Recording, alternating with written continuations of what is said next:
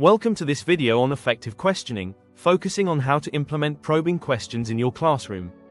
In this video, we'll explore how to move beyond surface-level answers and use follow-up questions to deepen thinking, strengthen understanding, and engage all learners. Probing questioning is about pushing learners beyond their first answer. Instead of accepting a response and moving on, we use follow-up questions to deepen thinking. It encourages learners to explain their ideas, justify their reasoning, and make connections to what they already know. This is where learning becomes more meaningful. Learners are not just giving answers, they are thinking, refining, and developing their understanding. Establishing the need to go deeper is about setting expectations from the very start. When you pose a question, it should be clear that the first answer is not the finish. Instead, it is the beginning of the thinking process. Learners need to understand that they will be expected to explain their ideas, justify their reasoning, and build on their responses. This creates a classroom culture where deeper thinking is the norm, not the exception.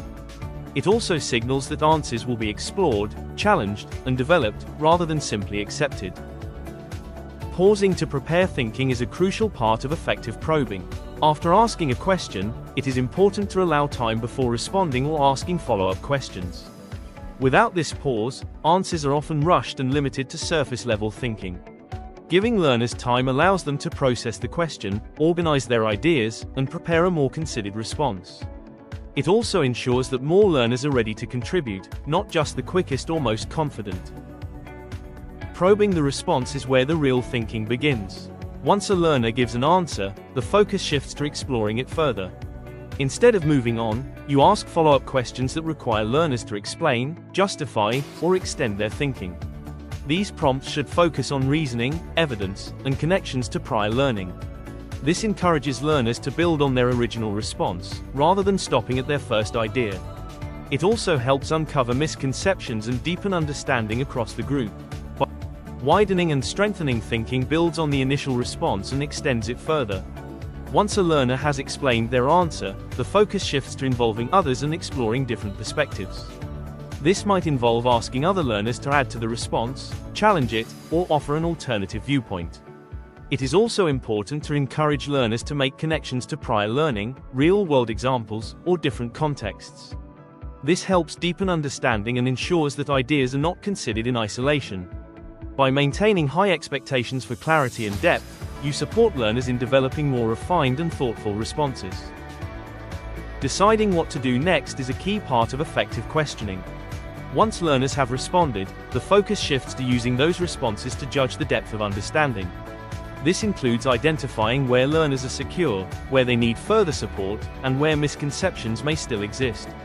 Based on this, you decide whether to probe further, consolidate learning, or move on. At this stage, questioning becomes a tool for adapting your teaching in real time. You can also deepen thinking further by combining probing with other strategies, such as stretch it or pose, pause, pounce, bounce. These top tips help ensure probing questions are used effectively in the classroom. It is important to use follow-up questions to extend thinking, rather than accepting the first response and moving on. Learners should be encouraged to explain their ideas, justify their reasoning, and make connections to their learning.